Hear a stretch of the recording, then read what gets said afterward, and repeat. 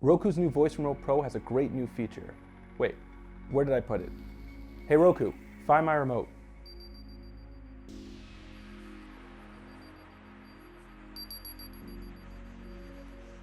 There it is.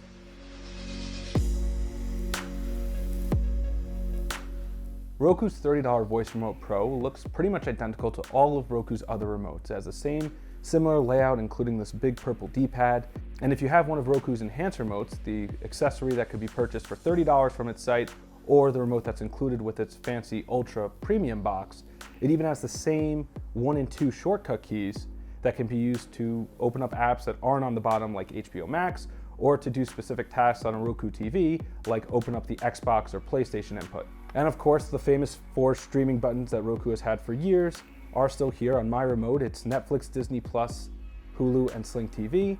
The Sling TV button actually is going away on this remote, and on other Roku remotes, it's going to be replaced with Apple TV.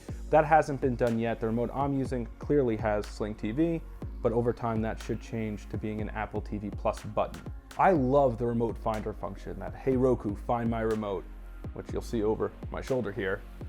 It plays a little ping once it recognizes it, and there's a midfield microphone that recognizes commands from up to 12 feet away. On the sides, things are once again pretty much identical. You have the volume controls, volume up, volume down, mute, and then on the other side you have the headphone jack for private listening. Right above the headphone jack is where we see that one of the new features on this remote, and that's the switch for turning on or off the always listening microphone. Roku says this midfield mic can listen to commands from up to 12 feet away. The ability to say, "Hey Roku, find my remote" has been my favorite feature with this remote by far. Even buried under a pile of clothes with a baseball game in the background at full volume, I was able to say, "Hey Roku, find my remote," and have this thing start beeping. Again, Roku says this could hear you from around 12 feet away, so if you're in a different room, it's not going to be able to find it. And if your TV's on really loud and it still can't hear you, you may want to use the Roku app on your phone to mute the TV first. But the fact that this exists is great. I really hope that other manufacturers put it into their products. Unlike other Roku remotes, this one finally has a rechargeable battery.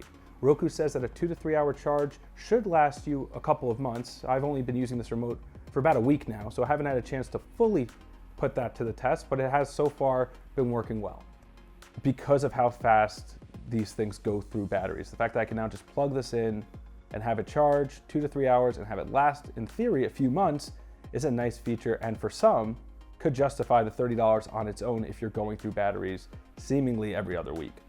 Unfortunately, a lot of that good is undone by a few questionable decisions, the first of which is the choice of using micro USB as opposed to USB-C. USB-C is everywhere now. With the exception of Apple devices, you have it on your phones, tablets, the Nintendo Switch. You can find a cable really easy. It's 2021, and with USB-C so readily available, it's really hard to justify this thing, which you're supposed to keep for several years, having such an old standard. Roku's voice remote also isn't as smart as rivals like Amazon Alexa, Google Assistant, or even Apple Siri. It has no smart home control, so you can't have it turn off the lights if you're about to watch a movie, and you also can't ask it for basic things, or seemingly basic things, like what a sports score is, or even what the weather is outside. These tasks, especially when you have access to a television, which is what the Roku Assistant lives on, seems like simple and basic table stakes features, and the fact that it can't do that is a little bit disappointing to me right now. One other concern for me is privacy. So while you have that switch on the side, and it's great that they have a physical switch for turning off that midfield microphone, if the TV is off, you really don't get any type of feedback on if Roku is listening. There was one time during my testing where it heard something, not "Hey Roku," but just something random, and started doing its own search for The Alchemist, which was kind of odd to have the TV just turn on and start searching for that type of sorcery. It would be great if, especially when the TV is off, the remote played a sound anytime it heard the words "Hey Roku." Right now it relies solely on the TV, so if the TV is off, it's still listening, but you don't really know. It will play sounds through the TV speaker or soundbar, but nothing through the actual remote. If it played some kind of chime, that would be great. All told, there's a lot to like in Roku's Voice Remote Pro. It's $30, not $60, which is what Apple charges for its new Siri remote, and those features like the rechargeable battery and the ability to find it by saying "Hey Roku" are really, really nice. Unfortunately, the Smart Assistant isn't smart enough to make this a must-have Roku upgrade. So what do you think? Are these features enough to get you to upgrade your Roku to this new Voice Remote Pro?